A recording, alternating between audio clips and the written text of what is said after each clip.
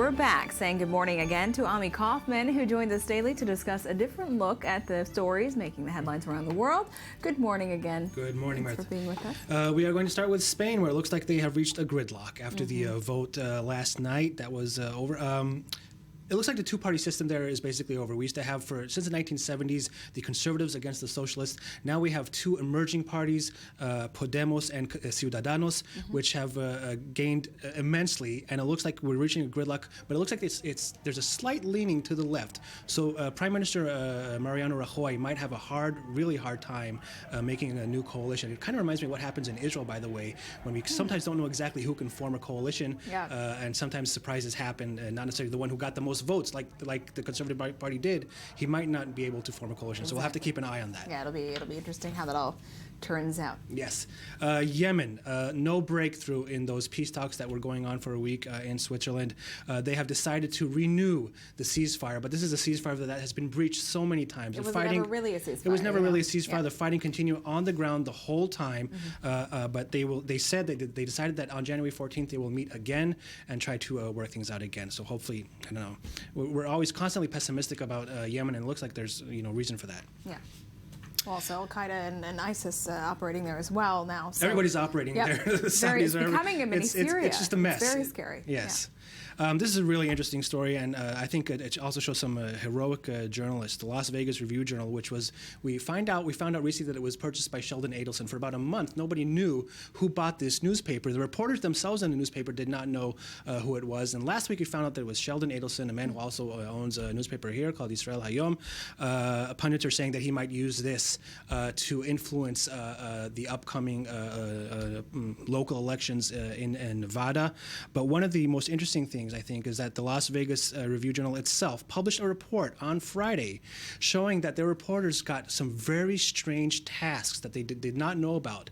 They told 3 reporters to drop everything and follow 3 different judges in Nevada, in Las Vegas, and see what they were doing. One of these judges, District Judge Elizabeth Gonzalez, is involved in a long-running case involving Sheldon Adelson. Interesting.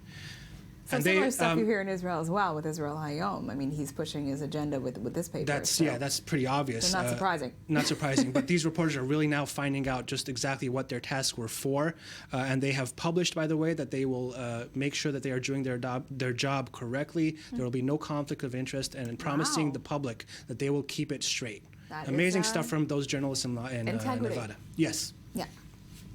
And I just want to end with my favorite story. Martin Shkreli, the man who the man who was recently arrested on charges of securities fraud. He was, of course, the head of Turing Pharmaceutics, raising a price of a pill from $13.5 to $750 overnight.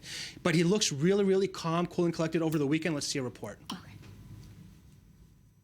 I can't really talk about business or any allegations or anything like that. I can't answer any questions about that whatsoever. This morning, Martin Shkreli, the disgraced hedge fund CEO and so-called bad boy of pharmaceuticals, turning heads. Yeah, good to be back. Live streaming himself on YouTube Friday, less than 24 hours after getting out of jail on $5 million bail. Sorry I couldn't live stream yesterday. Had a lot going on. He sure did. On Friday, the 32-year-old resigned from his post as CEO of Turing Pharmaceuticals, the company that blew up the price of a life-saving drug by 5,000% to $750 per tablet. Shkreli was arrested Thursday morning on unrelated fraud charges. Shkreli essentially ran his companies like a Ponzi scheme. But those allegations didn't appear to faze him. You've been super supportive. Yesterday, on his live stream, Shkreli was seen talking on the phone, playing internet games, and strumming his guitar. But those charges are no laughing matter. Court documents allege that the top exec scored millions from investors, and when he lost their money through a series of bad trades, he took money from new investors to pay off the old ones. And then he launched a company called Retrofin, acquiring old drugs and selling them for higher prices, according to investigators, using that money to pay off his hedge fund investors.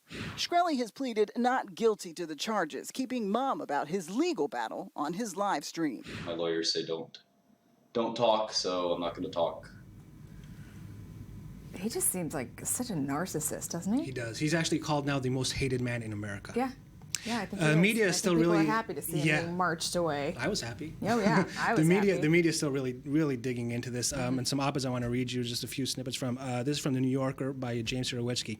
He says that Shkreli doesn't seem like the kind of guy who worries about the niceties of corporate governments, and his alleged self-dealing at Retrofin is a perfect example of why this behavior is problematic. In the absence of rules preventing such practices, it would be far too easy for founders to loot the companies they run and leave other shareholders in the lurch. Yeah. Very good. And of course, I want to show you another one from Forbes, who's saying that Shkreli really doesn't understand how social media works and how people have to be worried about their branding image.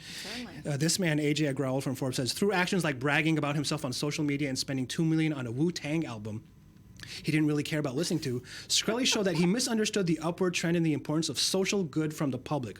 What an ironic mistake for a genius stock trader. Shkreli decided to ignore the need for social good, and whether he wins his case or not, he'll be battling that decision for the rest of his life. Very, very good analysis by Forbes there. Yes.